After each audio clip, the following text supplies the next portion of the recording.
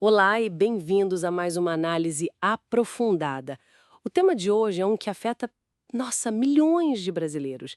E muitas vezes sem que a gente se dê conta da dimensão legal, a união estável. Exato. Existe essa ideia de que é só morar junto, né?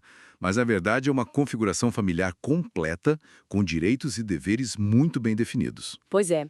E a nossa missão aqui é desvendar o que transforma um relacionamento em união estável, as consequências disso para o patrimônio e, o mais importante, as ferramentas que existem para planejar e proteger os bens de cada um. Perfeito. E para deixar mais prático, vamos usar o exemplo da Ana, uma fundadora de startup que já tem alguns bens, e do Carlos, que é um profissional com um bom salário.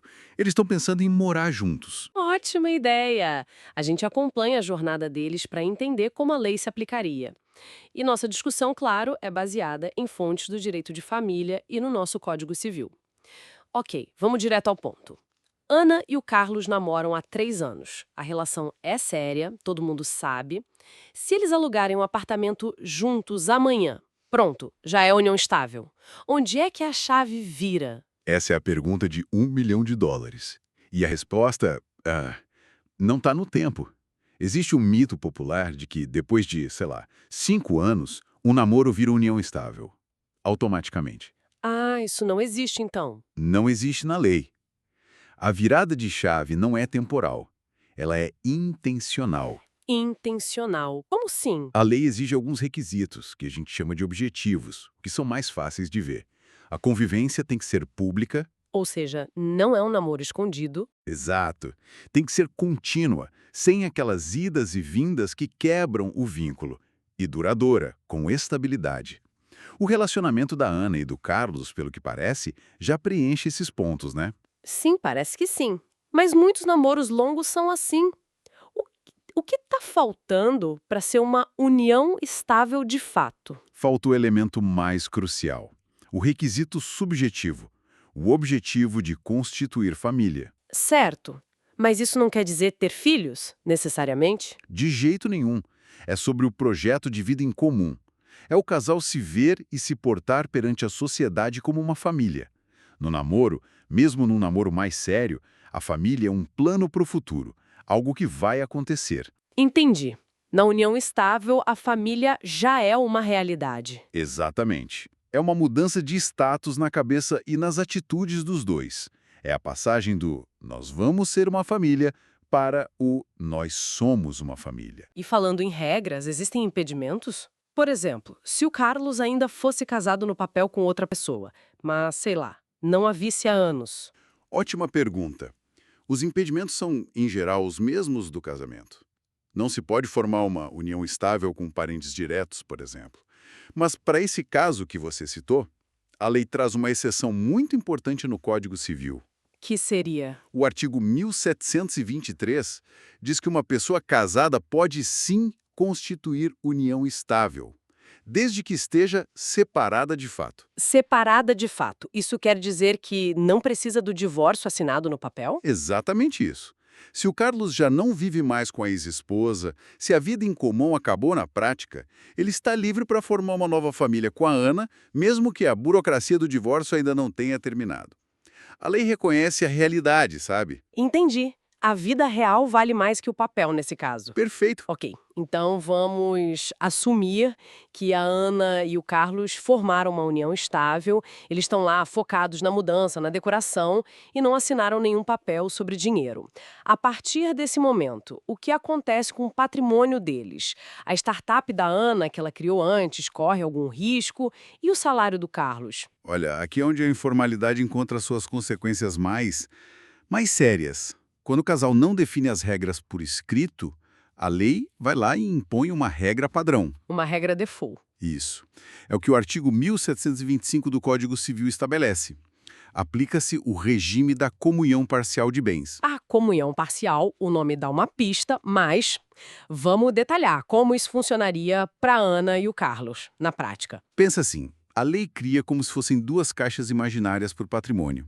A primeira é a caixa dos bens particulares. Ok, Tudo que a Ana e o Carlos tinham antes de começar a união estável vai para essa caixa. certo. Então a startup da Ana, que ela fundou antes de morar com o Carlos, está segura nessa caixa particular dela. O CNPJ da empresa, as cotas que ela tinha, sim, estão na caixa dela. O mesmo vale para um apartamento que o Carlos talvez já tivesse. E um detalhe importante: o que eles receberem por herança ou doação, mesmo durante a união, também vai para sua caixa particular. Ah, isso não se mistura. Não se mistura. Certo. Essa é a parte da separação. E a parte da comunhão? Qual é a segunda caixa? A segunda caixa é a dos bens comuns, ou, no termo técnico, os aquestos. É a caixa do o que é nosso. E o que entra aí? Nela entra tudo que o casal adquirir de forma onerosa, ou seja, comprar, durante a união. E o ponto mais crítico é, a lei presume que tudo que entra nessa caixa é resultado do esforço comum dos dois. E o que isso significa na prática? Significa que tudo que estiver nessa caixa pertence 50% a cada um. Não importa quem pagou ou no nome de quem está registrado. Espera aí, vamos a um exemplo para ficar bem claro. O Carlos recebe o salário dele na conta dele. Esse dinheiro é só dele, certo? O salário, enquanto é um crédito, o fruto do trabalho, sim. Mas a partir do momento em que ele usa esse dinheiro para comprar alguma coisa, Aham. Tipo um carro novo. Ele compra o carro, paga do bolso dele, o documento sai no nome dele. Mesmo assim, esse carro não é 100% dele. exatamente, pela regra da comunhão parcial, esse carro comprado durante a união, ele entra na caixa dos bens comuns. Legalmente, a Ana é dona de metade dele. Nossa! A lei presume que mesmo que ela não tenha dado o dinheiro para aquela compra, ela contribuiu de outras formas para o projeto de vida em comum, o que permitiu que ele fizesse aquela aquisição. Isso é gigantesco e a jurisprudência, os tribunais levam isso a sério. Muito a sério. O Superior Tribunal de Justiça, o STJ, tem decisões consolidadas sobre isso.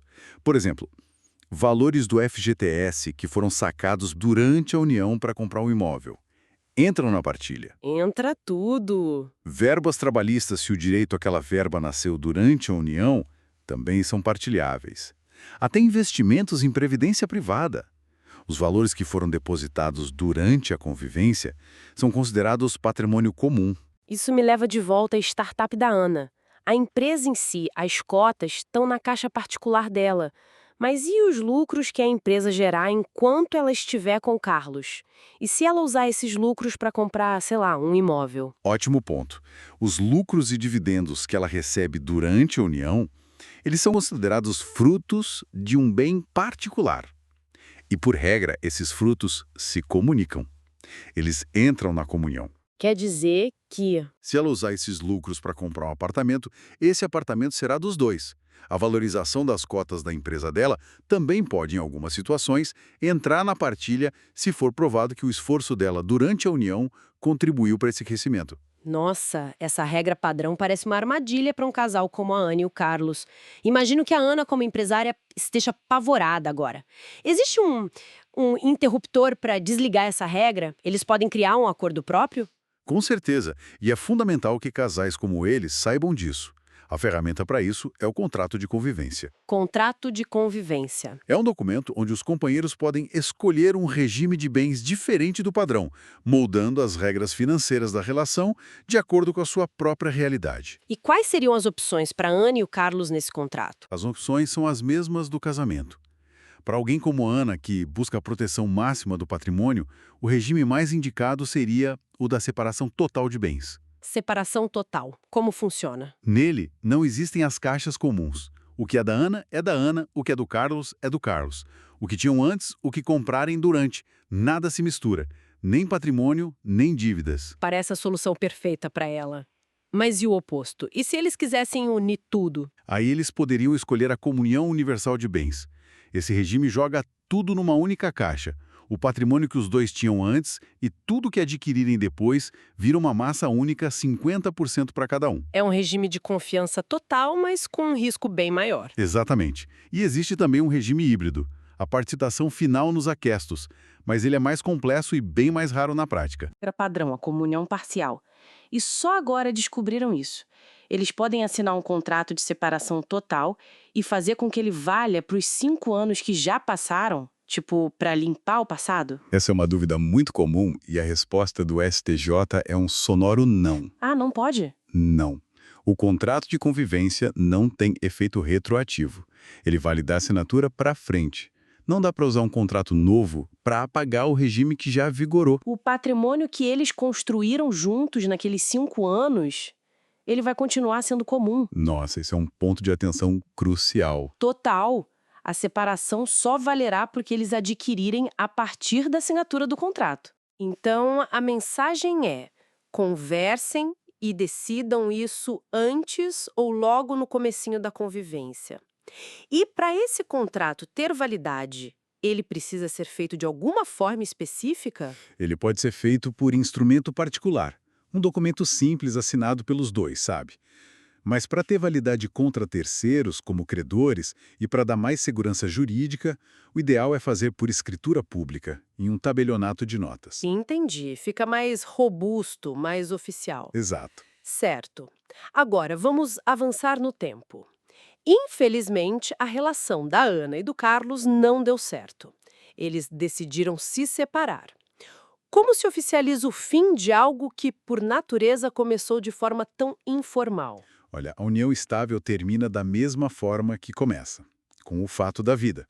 Ela se encerra com o fim da convivência, com a separação de fato. Então, no momento em que a vida em comum acaba, o vínculo se rompe. E isso não precisa de um documento para ela deixar de existir. A partir daquele dia, o regime de bens para de se aplicar para o futuro. Mas e a parte burocrática? A divisão do carro, do apartamento que compraram? Como isso é formalizado? Exato, a dissolução precisa ser formalizada para resolver essas pendências. Se for amigável e eles não tiverem filhos menores ou incapazes, o caminho é muito simples. Tudo pode ser feito em cartório, por escritura pública. Rápido e prático. Muito.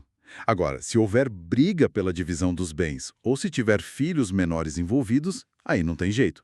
O processo tem que ser judicial numa vara de família. E eu li em nossas fontes que houve umas mudanças recentes bem importantes sobre o papel dos cartórios nisso tudo, né? Algo que deu mais poder e flexibilidade para a união estável. Sim. Novidades importantíssimas do Conselho Nacional de Justiça, o CNJ. A primeira é que hoje o casal pode, se quiser, fazer o registro facultativo da união estável no cartório de registro civil. O mesmo que registra nascimentos e casamentos? O mesmo. Isso não cria a união, que nasce dos fatos, mas da publicidade e torna a prova da sua existência muito mais fácil. Mas a grande inovação, a que realmente muda o jogo, veio com o provimento 141 do CNJ, de 2023. E o que esse provimento faz de tão especial? Ele cria uma flexibilidade que o casamento não tem. No casamento, se o casal quiser mudar o regime de bens, tipo de comunhão parcial para separação total, eles precisam entrar com uma ação na justiça, justificar para um juiz. Precisam de uma autorização judicial. Exato. É um processo caro, demorado. Espere um pouco. Você está me dizendo que um casal casado está preso a um processo judicial super burocrático para mudar seu regime, mas a Ana e o Carlos, se tivessem a união estável registrada, poderiam só ir no cartório e assinar um papel para fazer a mesma coisa. É exatamente isso. A diferença, em termos de agilidade e autonomia, é brutal. Se os dois estiverem de acordo, podem alterar o regime de bens diretamente no cartório de registro civil, sem precisar de um juiz. Nossa! Isso transforma a união estável de uma espécie de casamento simplificado em um arranjo financeiro que é potencialmente muito mais moderno e adaptável. Uau! Isso é realmente um divisor de águas. Então, recapitulando a jornada da Ana e do Carlos, vimos que a decisão deles de morar juntos cria, por padrão, uma sociedade patrimonial. Mas vimos também que eles têm uma ferramenta poderosa, o contrato de convivência, para ditar as próprias regras. E feito! E agora, essa nova possibilidade de ajustar o acordo no meio do caminho de forma bem mais simples. Exato! O que a evolução da legislação nos mostra é uma tentativa de equilibrar a informalidade, que é a essência da união estável, com a necessidade de segurança jurídica. E o resultado é um arranjo familiar que, em alguns aspectos, como esse da alteração de regime, Oferece uma autonomia e uma modernidade que o próprio casamento, com toda a sua formalidade, hoje não consegue entregar. O que nos deixa com uma última reflexão. A lei agora permite que companheiros em união estável alterem seu regime de bens de forma extrajudicial, um caminho muito mais ágil que não está disponível para pessoas casadas. Essa flexibilidade toda torna a união estável um arranjo patrimonialmente mais moderno e adaptável que o casamento. E o que isso pode sinalizar para o futuro do direito de família no Brasil? Fica a provocação.